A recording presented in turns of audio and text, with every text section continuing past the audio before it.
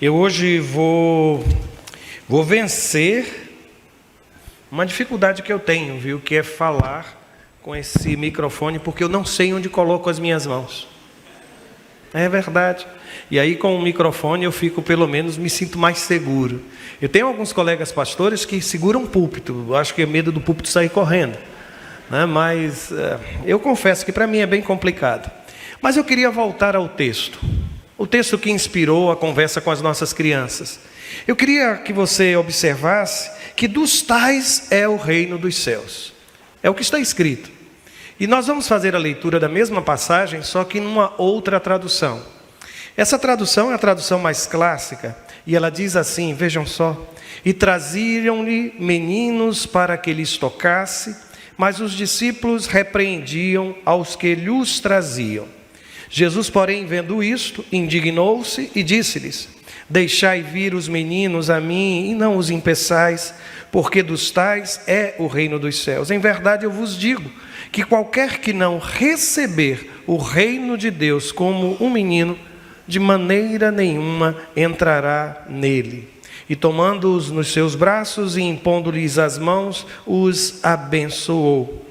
Amém e amém. Eu fico impressionado porque às vezes nós usamos o zelo como justificativa para muita coisa, muita coisa. Eu não sei se você já percebeu, mas às vezes a gente diz assim, não é ciúme não, é zelo.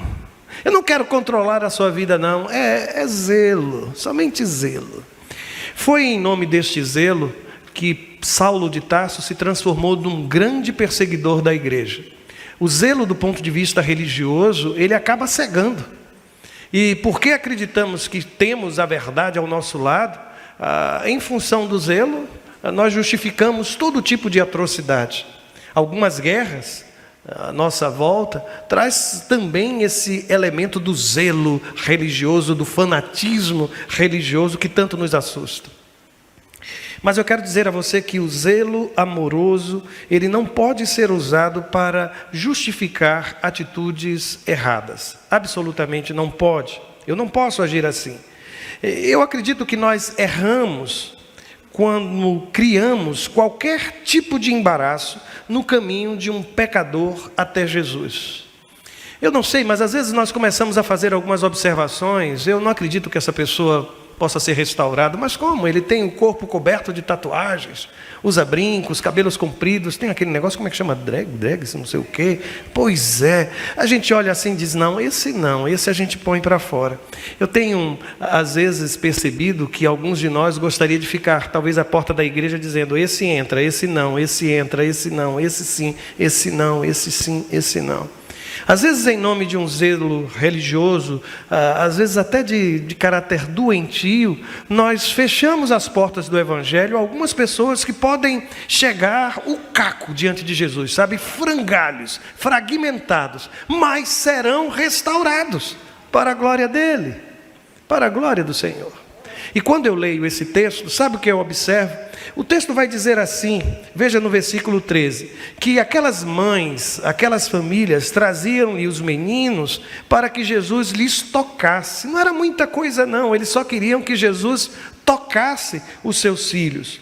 Mas aí a Bíblia diz que os discípulos repreendiam aos que lhes traziam. Eu tenho a convicção de que aquelas mães provavelmente se sentiram motivadas a levar os seus filhos até Jesus por causa das próprias palavras proferidas pelo Cristo alguns momentos antes, alguns dias antes. Eu não sei quem se recorda, mas nós estamos lendo o versículo de número 10. Se você for para o versículo de número 9, lá nos versos 36 e 37, a Bíblia vai dizer que primeiro houve uma questão entre os apóstolos. Eles começaram a discutir entre si quem deles era o maior. Essa tensão sempre existiu no reino de Deus. As pessoas querendo ser mais importantes que outras, imaginando que ocupar uma função ou um cargo dentro de uma comunidade religiosa, isso lhe atribui um título. Nenhum cargo, nenhuma comissão no seio do povo de Deus é título, irmãos, é tudo função. A ideia do texto sagrado é que quem capacita é o Espírito, quem coloca é o Espírito. Quem chama é o Espírito. Portanto, não depende absolutamente nada nem de mim nem de você. É apesar de mim. É apesar de você. Naqueles versos que mencionei, quando a discussão se tornou ainda mais dura entre eles, Jesus voltou-se para eles, para os seus apóstolos, e disse assim: e lançando mão de um menino, pô-lo no meio deles, e tomando-o nos seus braços, disse-lhes: qualquer que receber um destes meninos em meu nome, a mim me recebe, e qualquer que a mim me receber, recebe não a mim, mas ao que me enviou. Deixa eu lhe dizer, isso aconteceu em que capítulo do livro de Marcos? 9. E quando foi que os apóstolos não quiseram receber as crianças? No capítulo 10. Que amnésia é essa, hein, gente? Que esquecimento é esse? Jesus tinha acabado de dizer que quem recebe um pequenino, a recepção, o acolhimento dos pequenos é uma característica do reino. E diz: olha, você não está recebendo a criança, você está recebendo a mim mesmo. Mas o que me causa espécie é que bastou um capítulo e os apóstolos não se esqueceram. Mas aí eu creio que algumas mulheres naquele grupo, ouvindo aquilo, disseram: que coisa maravilhosa, nós nunca ouvimos um rabi dizer isso. Os nossos filhos nunca encontraram espaços aos pés de nenhum dos nossos mestres. Eles sempre se sentiram incomodados quando os nossos filhos começavam a correr, a brincar, a sorrir. Mas Jesus tratou aquela gente de uma forma completamente diferente. E eu acredito que foi exatamente por isso que aquelas mães levaram seus filhos para que Jesus os tocasse. E às vezes eu fico perplexo, porque às vezes a comunidade cristã não entende aquilo que Deus já tem nos ensinado repetidas vezes. Aliás, eu fico pensando, sabe, irmãos, que às vezes a gente realmente não sabe o que fazer numa hora como essa. A gente faz o quê, pastor? E quando alguém quiser, o que a gente faz? E se alguém desejar, o que a gente faz? Eu vou lhes dizer, acho que a gente precisa seguir o exemplo deixado por Filipe. A Bíblia vai me dizer, e quem conta essa história é João, no seu evangelho, que houve um momento em que Filipe foi procurado por alguns gregos. E aqueles gregos tinham um desejo, sabe, que era o desejo de ver a Jesus. Isso acontece no capítulo 12, versos de 20 a 22. Eu vou ler para você. A Bíblia diz assim: ora, havia alguns gregos entre os que tinham subido a adorar no dia da festa. Estes, pois, dirigiram-se a Filipe. Só para você ter em mente, a palavra Filipe, o nome Filipe não tem raiz hebraica, ela tem raiz grega. E aí é uma observação, que era de Betsaida da Galileia, que era uma região onde a presença de gregos, a presença de não-judeus era muito grande. Eles chegam naquele ambiente, observam, tem 12 homens. Eles identificam Filipe como uma espécie de ponte entre o desejo deles de ver a Jesus e o próprio Senhor. Eu quero lhe dizer que quando Deus lhe salvou, Ele quer que você faça a mesma coisa. Você precisa ser o Filipe. Algumas pessoas eu jamais vou ter o prazer de sentar para conversar. Sabe quem que vai falar com aquela gente acerca de Deus? É você. E aí diz o texto sagrado que os gregos procuraram quem é mais... Quem neste grupo, aquele dali, aquele é Filipe, e ele é lá de Betsaida da Galileia. Ele não é como esses outros, ele talvez não seja tão preconceituoso, tão tradicional. Vamos conversar com ele. Aí eu lhe pergunto, o que é que Filipe faz nesta hora? A Bíblia diz que quando isso acontece, ele escuta: Senhor, queríamos ver a Jesus. Filipe foi dizer a André. E então André e Filipe disseram a Jesus. Consegue compreender o movimento? Eu não sei o que fazer. Aí eu peço ajuda, não é? André, o que é que você acha, André? Esses gregos estão aí, eu não sei o que é que a gente faz. Aí André olha para Filipe: olha, só tem um jeito. Se a gente não sabe o que fazer, a gente faz o quê? Pergunta a Jesus. Pergunta a Jesus.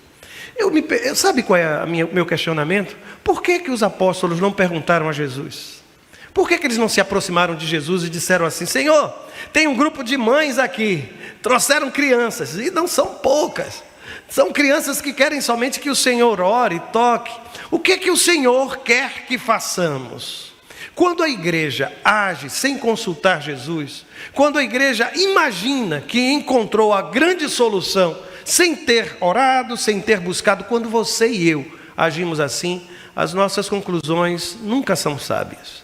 Por isso eu quero lhe dizer, se você não sabe o que fazer, se você não quer errar, se você não quer fazer nada que depois você venha se arrepender, chama André, conversa com André. André, e aí, o que é que você acha? Busque conselhos. E depois de fazer isso, aí vai até Jesus. Se não resolver, vai até Jesus. E vão os dois juntos. Vão os dois juntos buscar a orientação do mestre. Por isso eu insisto, sabe? Há sempre uma alternativa, há sempre uma orientação da parte do Senhor. Agora, se estamos preocupados com quem dentre nós é o maior, é porque ainda não entendemos a essência do Evangelho. Há pouco eu mencionei o texto de Marcos capítulo 9, e eu vou retornar ao texto, e agora quero ler dos versos de 37 a 40, para que você entenda como foi aquela discussão. A Bíblia diz que quando Jesus observou o comportamento daqueles homens, ele disse: qualquer que receber um destes meninos em meu nome a mim, me recebe. E qualquer que a mim me receber, recebe não a mim, mas ao que me enviou. Então observe, é receber o pequenino. Aí o texto diz: se você recebe um pequenino, você recebe a Jesus. E se você recebe a Jesus, você recebe aquele que o enviou. Mas tudo começa aqui, irmãos. Tudo começa aqui. E aí o texto prossegue. E João lhe respondeu dizendo, e olha quem responde, irmãos, olha quem que fala com Jesus aqui. João, aquele que a gente chama de o apóstolo do amor. Ele diz: mestre, nós vimos um que em teu nome expulsava demônios, o qual não nos segue, e nós lhe proibimos. Pode não. Você não tem a carteira. Você não faz parte do grupo. Você não faz parte do hall. Você não é nenhum dos 12, e aí a Bíblia diz, nós o proibimos. Agora veja a resposta de Jesus. Jesus, porém, disse: não lhe o proibais, porque ninguém há que faça milagre em meu nome e possa logo falar mal de mim. Porque quem não é contra nós, é por nós. A forma como Jesus encontra a solução para grandes problemas. Sabe tem um programa que diz, não é? Grandes empresas, pequenos negócios. Sabe, grandes problemas, pequenas soluções. Eu disse errado ou eu troquei, foi? Ainda bem, foi só para testar se vocês estavam prestando atenção. Como é que é então? Me conta aí. Pequenas empresas. Era isso mesmo que eu disse, está vendo? Foi quase isso. Pequenas empresas, grandes negócios. Grandes problemas, pequenas soluções. E Jesus, ele é mestre nisso. Ele consegue Veja, o conflito entre os apóstolos, o que é que ele faz? Ele faz um quadro vivo. Ele pega uma criança, bota no meio e a criança não vai dizer nada. Fica ali parado. O impacto daquilo deve ter sido impressionante, não é? Quando ele foi questionado sobre o tributo, o que é que ele faz? Ele usa a ilustração de uma moeda. Ele pega um projetor de alta resolução, sabe? Coloca diante daquela gente a imagem de uma moeda e pergunta: de quem é essa imagem que aqui está? É do Império Romano? E aí ele disse: olha, dá a César o que é de César e a Deus o que é de Deus. Jesus, ele é mestre. Ele é mestre. E a forma como ele confronta os seus discípulos, os seus apóstolos, para mim é sobremodo especial. Mas eu vou dizer-lhes, em função disso, que eu creio firmemente que a disciplina, irmãos, é um ato de amor. Nós estamos considerando nos dias de hoje a disciplina como algo nocivo. As pessoas hoje têm medo de disciplinar. Tem medo de dizer não. Pastor, eu não quero dizer não. Eu já passei por situações constrangedoras. Gente que me pediu para dizer aos seus filhos não, porque eles tinham medo que se dissessem, os filhos ficariam com raiva dos pais. Então, se tivesse de ter raiva de alguém, que fosse do pastor. Simples assim. O que eu já encontrei de gente dizendo: olha, não converse não, que o pastor vai brigar com você. Aí eu passo pelos corredores da igreja, quando eu vejo um menino me olhando assim, saindo de banda, eu já começo a pensar que isso é influência materna, influência paterna, colocando sobre o pastor uma responsabilidade que é sua, esperando que avô e avó discipline, esperando e já juntando dinheiro para as futuras terapias. E de repente chegam na escola e quando seu filho fez isso, meu filho não. Eu sou de um tempo que quando um pai e uma mãe era chamado às vezes para situações assim, ele se colocava ao lado da disciplina. O que eu observo hoje é que tem gente já até acionando justiça, porque meu filho não. meu filho não, minha filha não. Eu não posso descer a detalhes, porque cada situação é uma realidade. Eu não seria louco se aqui estabelecesse uma resposta universal. Não vou fazê-lo. Mas eu só quero insistir neste ponto, que disciplinar os nossos filhos, irmãos, é um ato de amor. Ah, pastor, mas por que o senhor está dizendo isso? Primeiro, porque os discípulos erraram. E a resposta de Jesus no texto, ela é imediata. Ele dá uma ordem contrária, ele dá uma contra-ordem. E censura o comportamento dos discípulos. E ele faz isso no meio de todo mundo. Observe se não foi assim. A Bíblia diz que Jesus, porém, vendo isto, ele viu, indignou-se e disse-lhes: deixai vir os meninos a mim. Quando ele diz isso, eu imagino que há um grande grupo em torno dele, e disse: olha, deixem. Eu fico imaginando, está me desautorizando? Jesus está dando uma conta. Eu disse que não, Senhor. Eu disse que não, e agora tu estás dizendo que é para eu deixar? Se fosse nos nossos... Se um pastor... É só uma ilustração. É só uma ilustração. Imagina um pastor fazer assim, né? Alguém vai, toma uma decisão. Eu me lembro de um homem que fez algo tão cruel. Na igreja havia um grupo de seminaristas, e ele era responsável pela tesouraria da igreja. Não sei, senhor, perdão aí, senhor, que eu vou contar. Mas aí havia um dia, cada domingo havia um pagamento de uma coisa. Ele fez um planejamento, um cronograma, e havia um dia em que os seminaristas, eles eram autorizados a ir à tesouraria para receber a ajuda que a igreja repassava. O pastor então em um dia recebeu um seminarista que disse: pastor, eu não pude vir na semana que passou, no domingo. A minha esposa adoeceu, nem vim à igreja, passamos uma semana muito difícil, mas a gente está precisando muito da verba da igreja para comprar algumas coisas. Ele disse: meu filho, não tem problema, vá à tesouraria e converse com o tesoureiro. Ele foi. Quando chegou na tesouraria, um tesoureiro que era diácono, ele disse para o rapaz: não, hoje não é dia não, você agora vai esperar para o próximo mês. Ele disse: mas... olha, aconteceu isso, eu falei com o pastor disse que eu viesse aqui. Sabe qual foi a resposta? O pastor manda lá no púlpito, quem manda na tesouraria sou eu. Eu não vou contar o resto da história não, viu? Depois, se vocês quiserem, eu posso contar em off o resto do desdobramento dessa situação. Mas sabe aquela coisa de se pensar que você se tornou dono? Sabe? Que ninguém pode contrariá-lo? Na ótica do reino, não. Se há algo a ser consertado, que seja consertado. Se a minha decisão não foi sábia, que eu venha repensar a decisão. E é isso que acontece, porque Jesus, ele não somente diz isso, e o texto continua: e não os impeçais. Eu fico imaginando o tom de voz, porque ele está indignado, não é? E não os impeçais, porque dos tais é o reino de Deus. Eu acho que quando ele disse isso, os apóstolos: pois não, senhor, pode vir, e trazendo as crianças aos pés de Jesus. A disciplina, meus irmãos, é um princípio bíblico. Eu me recordo, por exemplo, no Antigo Testamento há uma citação maravilhosa sobre isso. Amós está escrevendo o seu livro, no capítulo 3, versículo 2, está registrado assim: palavra de Deus para o povo de Israel: de todas as famílias da terra, só a vós vos tenho conhecido, portanto, eu vos punirei por todas as vossas iniquidades.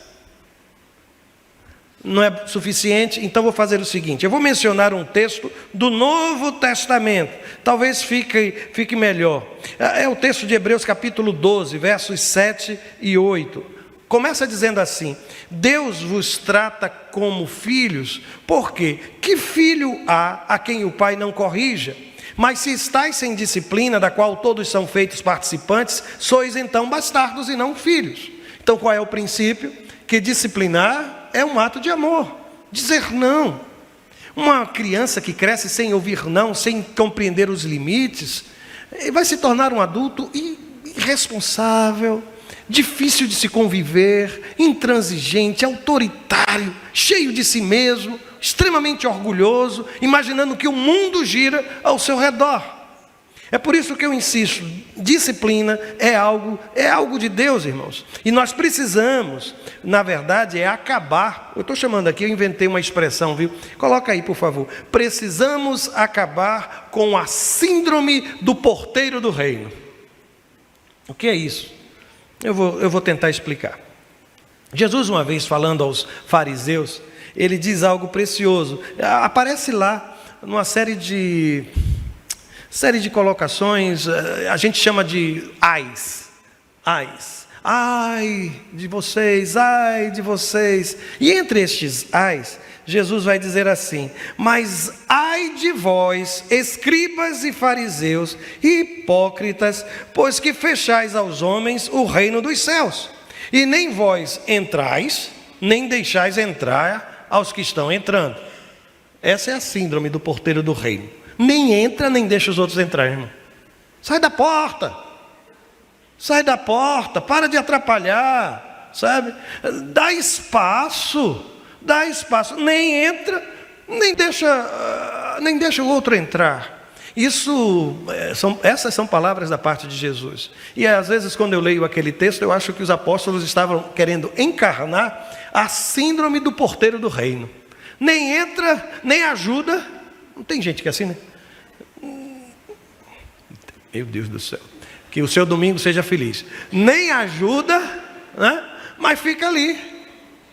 Não faz nada. Jesus olha para aqueles homens e diz: olha, as coisas não funcionam assim. Quem é que é a porta, irmãos? Quem é que é a porta? Quem é a porta? Jesus, não é você não. Não sou eu. Por isso, eu insisto, a gente precisa lidar com algumas coisas. Mas eu termino querendo dizer àquelas irmãs, irmãos, pais e mães: não desista de levar seus filhos a Deus. Não faça isso. Eu sei que as dificuldades virão, você será incompreendida, até entre o próprio povo de Deus, você vai encontrar resistência, obstáculo, oposição. E aqui eu quero mencionar algumas coisas, e eu vou dizer, sabe, não desista de levar seus filhos a Deus, mesmo que você esteja vivendo um jugo desigual. Às vezes é difícil, pastor, ele não me apoia, ela não me apoia. Eu quero levar os meninos, mas na hora que eu vou sair, ele diz que quer ir para a praia. Aí o menino vê a praia e a igreja, escolhe o quê? Igreja. Não é não? É isso mesmo. É difícil, pastor, porque eu quero ler a Bíblia, quero ensinar meu filho. Aí eu começo a falar do perdão, e aí eu explico que Jesus nos ensinou a perdoar. Aí ele olha para o filho e faz assim: se der num rosto, você dá nos dois do outro. Essa história de virar o outro lado do rosto, não quero ver meu filho apanhado. Se chegar aqui apanhado, apanha. Eu sei que é difícil, às vezes ele ou ela não compartilha da mesma preocupação sua. Mas eu vou lhe dizer, não desista de levar seu filho a Jesus, mesmo que seja difícil. Outra coisa, pastor, ele não consegue se adaptar no berçário, no culto infantil, nem na EBD. Como foi a adaptação do seu filho na escola? Chegou no primeiro... Porque acontece isso, eu já vi mãe chorando. Porque o menino chegou, deu tchau e foi embora, nem olhou para trás. E a mãe se derramando. E ele nem... Mas deixa eu lhe perguntar. O que é que você faz? Pastor, ele não está querendo ir à escola, eu resolvi que eu não vou mais levá-lo. Pastor, ele não gosta, detesta ir para o dentista, aquele barulhinho. Aí o que é que eu faço? Não levo. Ele precisa botar aquele aparelhinho, ele não quer, ela não quer, acha aquilo, eu vou deixar o bichinho assim, coitadinho. Eu quero saber por que a gente insiste com os nossos filhos noutras áreas, e na questão, minha irmã vai chorar mesmo. Especialmente no berçário, onde a rotatividade é grande. A tia de domingo passado já não é mais, é outro grupo, e domingo vai ser outro. Mas irmã, insista em nome de Jesus, pelo amor de Deus. Traga.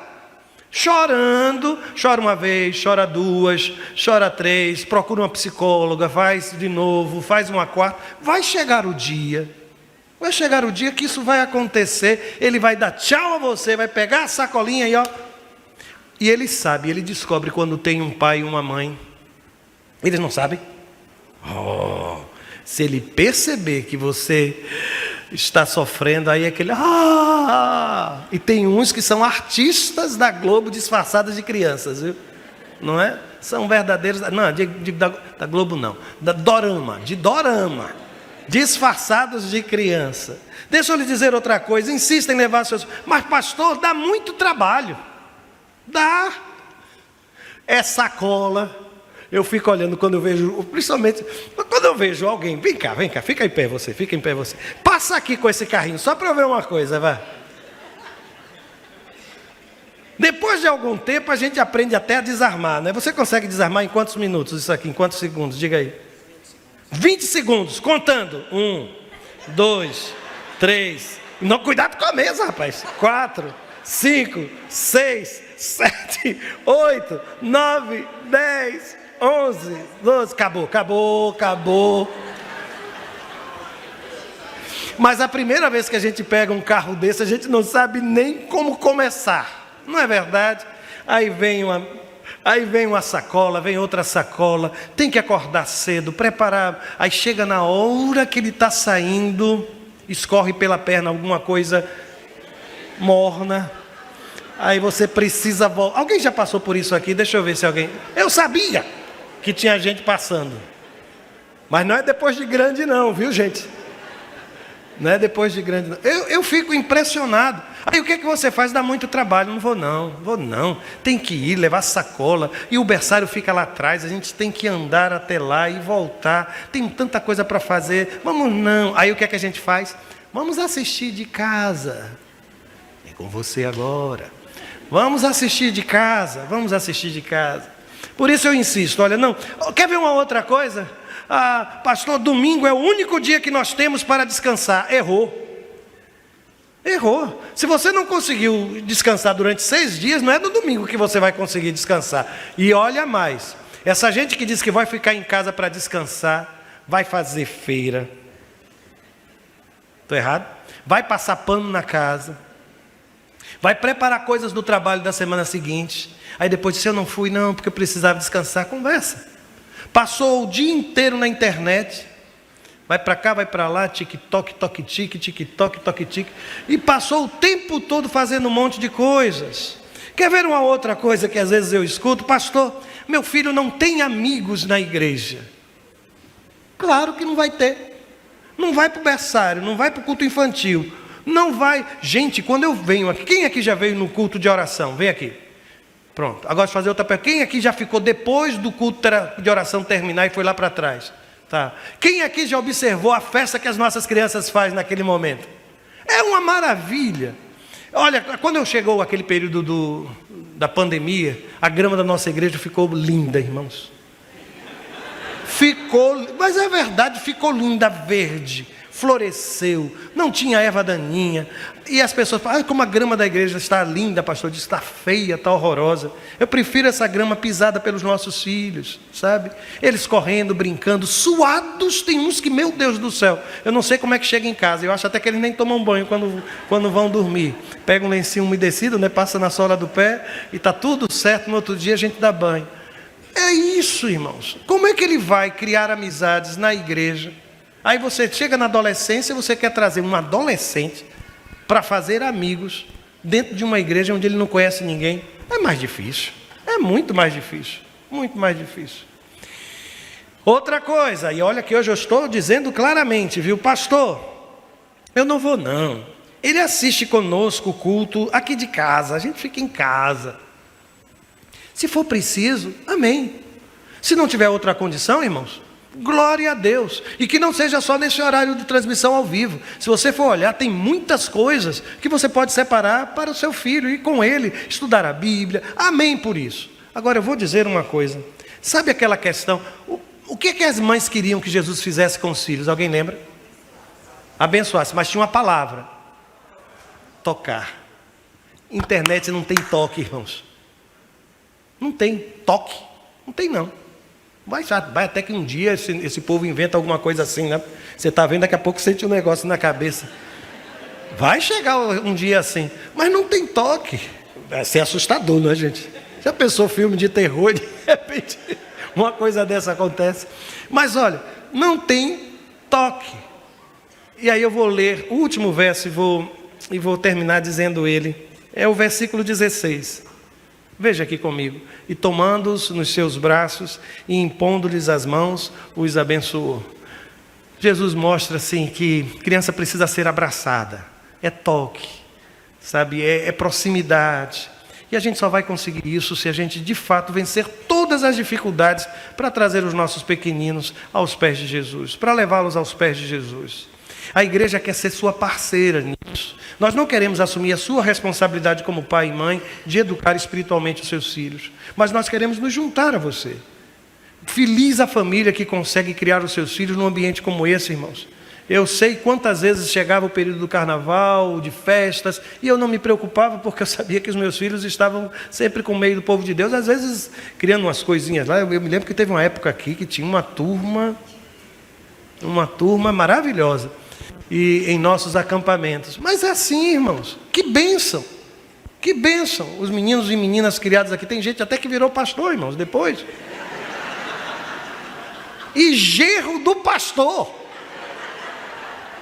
Não é? Não fique vermelho, não.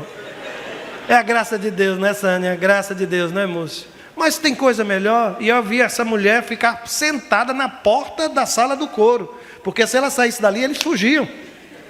E ela ficava ali insistindo. Eu quero dizer a você exatamente isso. Nós precisamos cuidar cada vez mais das nossas crianças. Lá fora, não pense que eles estão sendo bem educados e orientados, não. Os valores lá são terríveis, irmãos. Nós precisamos olhar pelos nossos filhos, levá-los até o Senhor. E você que pensava que Jesus só ia tocar, aí o que é que Jesus faz? Faz mais. Ele toma no braço, Ele abençoa. Deus vai fazer muito mais do que você imagina na vida dos seus filhos. Agora, para isso, você precisa fazer o quê? Levar seus filhos até Jesus, até Jesus. Fique de pé, nós vamos louvar ao Senhor. Vamos exaltar o nome do nosso Deus, vamos cantar louvores ao nosso Pai.